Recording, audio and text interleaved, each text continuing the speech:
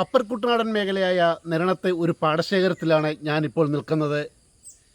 പാടശേഖരം നാടിൻ്റെ വിവിധ ഭാഗങ്ങളിലുണ്ടെങ്കിലും ഇവിടെ വന്ന് ഈ ഷൂട്ട് ചെയ്യാനുള്ള പ്രധാന കാരണം ജൈവ കൃഷിയെ മാത്രം ചെയ്ത് നെല്ലിൻ്റെ വിളവെടുപ്പെടുത്തിയിരിക്കുന്ന ഒരു പാടശേഖരം ആയതുകൊണ്ടാണ്.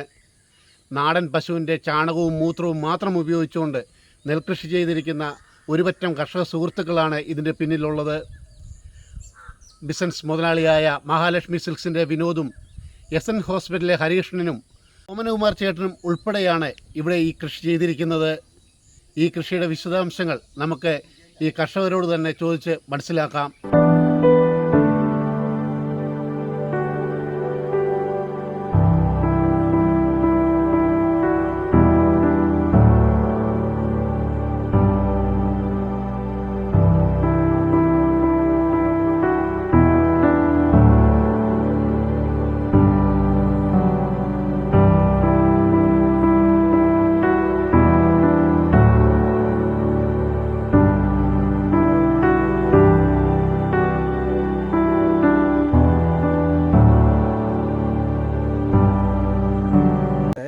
രണ്ട് 9 വർഷമായിട്ട് ഈ അരിയോടിച്ചാൽ പാടശേഖരത്ത് ഈ ജൈവ കൃഷി ചെയ്യുകയാണ്.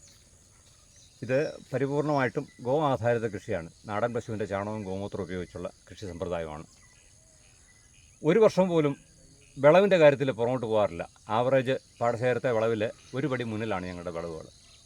നാടൻ വിത്തുകളും നാടൻ കൃഷി സമ്പ്രദായമാണ് ഉപയോഗിക്കുന്നത്. രാസവളം കീടനാശിനിയൊന്നും ഉപയോഗിക്കാതുള്ള കൃഷി സമ്പ്രദായമാണ്.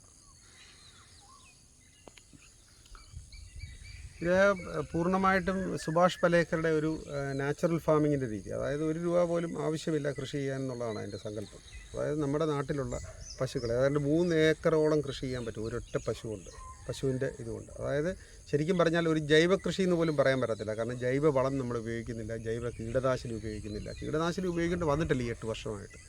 കാരണം ഇത് നമ്മൾ മൈക്രോ ഓർഗാനിസംസിനെ കൾച്ചർ ചെയ്യുകയാണ്. അതായത് ഈ മൈക്രോ ന്യൂട്രിയൻസ് ആണ് ചെടികൾക്ക് ആവശ്യം. ഈ മൈക്രോ ന്യൂട്രിയൻസ് ഉൽപ്പാദിപ്പിക്കാൻ മൈക്രോ ഓർഗാനിസംസിനാണ് സാധിക്കുന്നത്. അതായത് NPK എന്ന് പറയുന്ന സാധനം തന്നെ. അപ്പോൾ അത് ഉൽപ്പാദിപ്പിക്കുന്ന മൈക്രോ ഓർഗാനിസംസിനെ ചാണകത്തിൽ നിന്ന് നമ്മൾ ഇതിൻ്റെ മൂട്ടിലേക്ക് വിടുകയാണ്.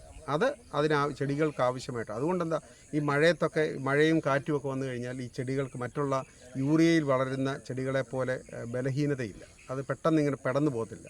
അതിങ്ങനെ അതിനെ അതിജീവിച്ചിരിക്കും, കീടങ്ങളെ അതിജീവിച്ചിരിക്കും. അതാണ് അതിൻ്റെ ഒരു വ്യത്യാസം.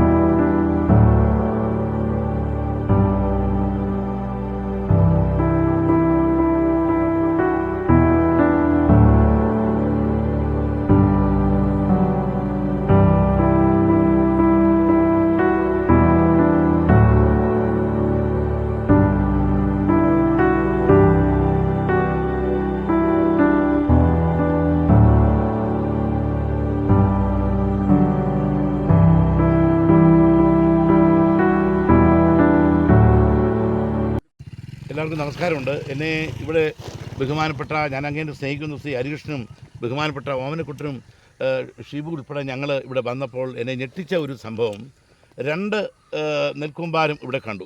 ഞാൻ നിൽക്കുന്നതിന് ഇടത്ത് ഭാഗത്തുമുണ്ട് വലത്ത് ഭാഗത്തുമുണ്ട്. കൊക്കുകൾ ധാരാളമായിട്ട്, അതായത് ജൈവ അടങ്ങിയിട്ടുള്ള എന്തായാലും പറഞ്ഞത് നെൽകൃഷിയുടെ ഭാഗത്ത് കൊക്കുകൾ ധാരാളമുണ്ട്. ഇതൊന്നുമില്ലാതെ ഗോമൂത്രവും അല്ലെങ്കിൽ ചാണകവും അങ്ങനെ ആ തരത്തിൽ സെറ്റ് ചെയ്തിരിക്കുന്ന ക്രമീകരിച്ചിരിക്കുന്ന ഈ വലത്ത് ഭാഗത്ത് അല്ലെങ്കിൽ ഞങ്ങളിവിടെ നിൽക്കുന്ന ഈ നെല്ലിൽ ഇഷ്ടംപോലെ കൊക്കുകൾ വന്നിരിക്കുന്ന ഒരു കാഴ്ച, അത് പറഞ്ഞാൽ നമുക്ക് വിശ്വസിക്കാൻ പറ്റത്തില്ല. അപ്പോൾ വളരെ അതിശയകരമായൊരു സംഭവമാണ്. ഹരികൃഷ്ണനൊക്കെ പ്രാവശ്യം ഇത് പറഞ്ഞിട്ടുണ്ടെങ്കിലും നേരിട്ട് കണ്ടപ്പോൾ സത്യം പറഞ്ഞു കഴിഞ്ഞാൽ അതിശയം തോന്നും. മല്ലി വല്ലി പുല്ല വലിരിക മെല്ലെ മെല്ലെ വിരിയുന്നേരം മലയാളികൾക്ക് മറക്കാൻ. ഒന്നാം കാര്യം, അതിമനോഹരമായ കേരളത്തിൻ്റെ മുഴുവൻ സൗന്ദര്യവും ആറ്റി കലക്കി മനോഹരമാക്കുന്ന ഈ പ്രദേശത്ത് ഇത്രയും സാഹസികമായ ഒരു ഉദ്യമത്തിന് മുൻകൈ എടുത്ത സെൻട്രൽ ട്രാവൻകൂറിലെ ഏറ്റവും ശ്രദ്ധേയനായ ബിസിനസ്സുകാരൻ മഹാലക്ഷ്മിയുടെ MD വിനോദിനോടും ഞങ്ങളുടെ നാട്ടുകാരനായ ശ്രദ്ധേയനായ ഞങ്ങൾ അങ്ങനെ സ്നേഹിക്കുന്ന അച്ഛനോടും മോഹൻകുട്ടനോടും നിങ്ങൾ കാണിച്ച ഈ ത്യാഗത്തിന് എൻ്റെ സ്നേഹവും നന്ദിയും ഷിബുവിൻ്റെ പേരിലും വ്യക്തിപരവും ഞാൻ അറിയിക്കുന്നു.